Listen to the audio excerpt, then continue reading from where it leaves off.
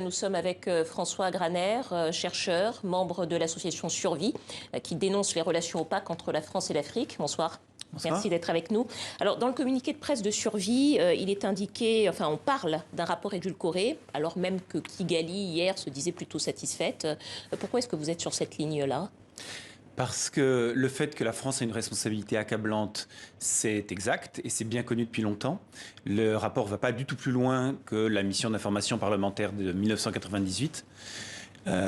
Et on aurait aimé que les archives qu'ils ont examinées soient étudiées au regard des vraies questions qui se posent, des questions les plus accablantes, pour savoir effectivement, et les archives que nous avons déjà pu consulter, et les témoignages montrent bien que des points très importants sont accablants pour la France et montrent son soutien au régime génocidaire dans un régime de complicité. Alors justement, vous dites aussi dans ce communiqué que ce rapport occulte ou édulcore les questions les plus compromettantes. Vous revenez notamment sur les livraisons d'armes de la France au régime extrémiste Hutu. Qu'auriez-vous voulu lire dans ce rapport ? Où est-ce que ce rapport aurait pu aller plus loin ? Au moins autant que ce qui est déjà su, c'est-à-dire le fait qu'il y a eu des livraisons d'armes aux génocidaires avant, pendant et même après, pour qu'ils puissent se réorganiser ensuite une fois qu'ils avaient fui au Zaïre. Puisque le soutien de la France a continué même après le génocide.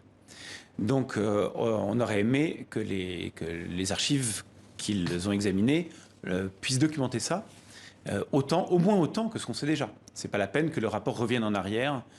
De même, sur la formation du gouvernement génocidaire et l'aide qui lui a été donnée ensuite pour s'enfuir, après le génocide, et pour lui assurer une impunité, eh bien ça, ce sont aussi des choses qui étaient connues depuis longtemps. Le fait que le rapport refuse de poser les vraies questions là-dessus, c'est aussi, finalement, une manière de noyer le poisson. Puisque là encore, la mission parlementaire avait déjà fait beaucoup de choses et tout le travail de recherche que beaucoup de gens, dont l'association Survie, ont fait depuis 25 ans, a déjà fait avancer la connaissance beaucoup plus que ce que le rapport fait. Alors, ce rapport conclut qu'il n'y a pas de complicité de génocide. C'est un avis que vous ne partagez pas, vous l'avez dit avec force. Pour quelle raison ? Alors, la complicité, c'est aider un criminel en connaissance de cause et avec un effet sur le crime commis. Et ça, ces trois points-là, ils sont réunis dans le soutien des décideurs français aux extrémistes Hutus. Alors, ces Français, leur but, c'était de maintenir le Rwanda dans la zone d'influence française, et c'était pas de commettre un génocide. Donc, il n'y a pas d'intention génocidaire, et ça, on le sait depuis longtemps. On n'a pas attendu le rapport pour le savoir. Alors, ensuite, la question de savoir, est-ce que sans intention génocidaire, il peut y avoir complicité. Là, c'est donc une question juridique. Et les historiens disent bien, nous sommes des historiens, c'est pas à nous de trancher. Et en même temps, très curieusement, le message qu'ils diffusent, c'est il n'y a pas de complicité. C'est ce message-là qui est repris en boucle par les médias. Alors qu'en fait, non, c'est à la justice de trancher. Nous, l'association Survie soutient une plainte devant la justice pour complicité de génocide. Nous demandons que cette plainte aille jusqu'au bout, que la justice fasse son travail jusqu'au bout, bien qu'on lui refuse des documents que les historiens ont pu avoir, curieusement. D'ailleurs, est-ce qu'il pourrait y avoir des conséquences judiciaires à la suite de ce rapport pour les politiques et les officiers qui étaient en responsabilité à cette époque ? Alors, les conséquences judiciaires, il peut y en avoir si la justice va au bout des plaintes qui existent déjà et qui sont portées par des associations comme la nôtre. Oui, elles existent déjà parce qu'il y a les motifs d'avoir des sanctions pénales. Mais ce rapport, il a tout fait dans la manière dont il est rédigé pour être sûr qu'il ne puisse pas être utilisé pour viser quelqu'un pénalement. Donc c'est en cela qu'on dit qu'il est en dessous de la gravité des faits réels.